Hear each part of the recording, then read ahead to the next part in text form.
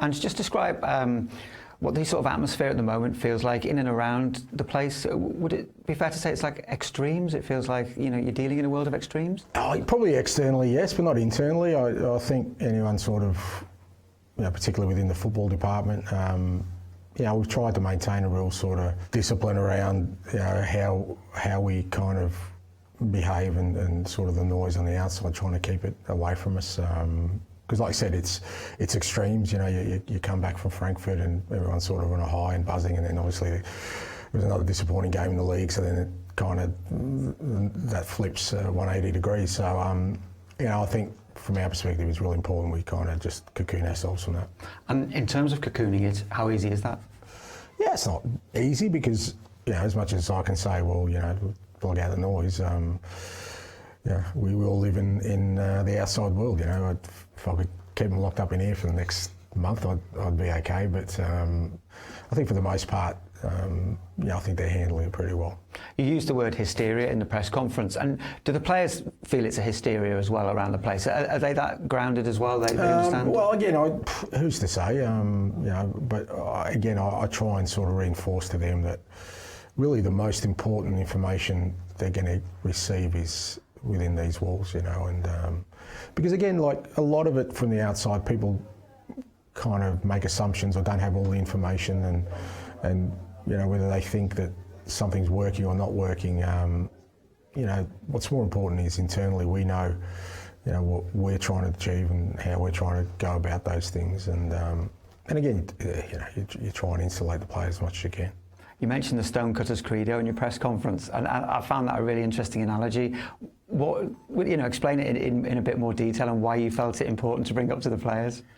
I just think sometimes, you know, people look at success and kind of look at the tail end of it and don't realise what's gone into it, you know, and a lot of it is work that is unseen, you know, or seems like you're not really progressing, you know, and you know, for us, as difficult as the season has been, I think a lot of it has been good for us in terms of building resilience, staying united. And I know that for us to kind of break through and bring a trophy, we're going to need bundles of that come semi-final time. So, you know, that's where I've kept the guys' heads at, that, you know, we just got to keep banging away at the rock and hopefully, you know, like I said, with the 101st blow, we crack it.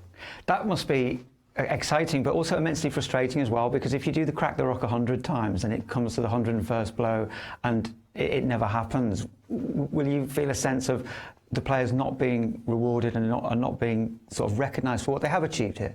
Not totally. It just depends sort of how it pans out, because that's the reality of football. Sometimes you don't get you know, what you deserve, but I always found that that's kind of short term. Over the long course you will, you know, and it's about just consistently getting back at that rock and doing the right things all the time. I really believe in that. I think, you know, all the success that I've had in my career, none of it has been instant, none of it's been because of one thing or, you know, one sort of answer to everything. It's about, you know, consistently over and over again trying to do the right things, and eventually the success comes, and sometimes it comes in unexpected times. It doesn't even come when you think it should.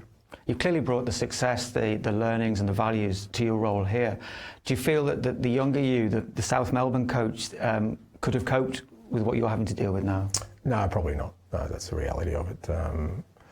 Because invariably when you're younger, you kind of, you take things a lot more personally. You think that things are kind of very definite in terms of, you know, the outcomes, and over the course of time you realise that none of that is true. Everything is just a moment in time, and the noise now and the way, because I think the world's changed as well, where there are just so many more platforms. You know, when I first started it was just the media. The media used to be journalists and that was it. You know, now it's just every platform you can think of has got an opinion, and they all have the ability to voice that opinion, and it can feel really overwhelming, and I've got no doubt the younger me would have struggled to cope with that. When you came here, there was a need to bring success, to reduce the age profile of the squad and change the direction as well. It feels like you could arguably say you've achieved all of those if you get over that final hurdle. Would that be fair to say? Well, yeah, I mean, that was the brief, and that's why I came. You know, it was to change the way the club played its football, to regenerate a squad that was a fantastic team that was coming to an end of a cycle, and to win trophies. So I still feel like that's, that's kind of the motivation and the objectives for me coming here, and that's what I'm determined to try and see out. But arguably that takes more than 2 years, doesn't it? It might be achieved, but realistically there needs to be a longer term plan. Well, again, I think there are more examples of, clubs taking longer to build sustained success than there are short-term sort of turnarounds. So, it's very difficult in this world to kind of maintain that course when there's always this quick rush to judgment about whether something's working or not. And you've got to, like I say, you've got to stay really disciplined and clear-headed in what you're trying to achieve. And that's what I've tried to do. The whole time I've been here, I haven't tried to change, the initial mission, which was, like I said, play football that excites the fans, to bring some exciting young talent to the club and hopefully success. And when you talk about the talent you've got within your disposal now as well, how sort of, I guess fondly is not the right word to use, but in terms of the relationship you've built and what you've asked them to do, how much do you admire what they're achieving? I love this group of players, and as much as I have any group of players, because we've been through such a tough time this year and there's such a young group, and I know it can go the other way when things are tough, where the playing group can become really difficult for the manager and almost make his position untenable. But I've never felt that. They're not just the young players, the experienced players. They've just totally been supportive of what I've tried to do, and and as much as I'm kind of determined to bring success to this football club and its fans, I'd love to do it for this group of players and the staff, because they've stuck by me when it could have been very easy for them not to, and I'm appreciative of that, and my role is to try and hopefully steer them through what's ahead, to give them the reward they deserve.